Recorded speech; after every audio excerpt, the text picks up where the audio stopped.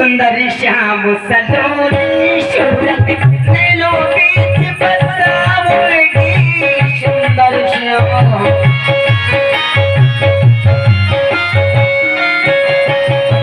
सुंदर श्याम सलोनी शोभत नैनो बीच छुपावगी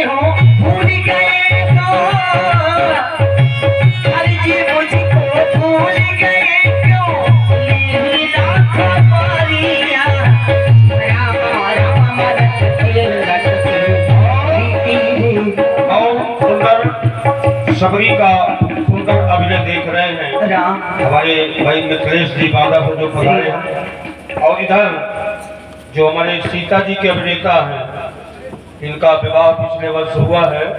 एक सुपुत्र है जिनका नाम भट्टू भैया 51 रुपए हड़ताल में भेंट किए हैं। सबरी के लिए बहुत बहुत धन्यवाद साधुवाद है। राम आएंगे राम आएंगे राम आएंगे राम आएंगे मेरी झोपड़ी के बाहर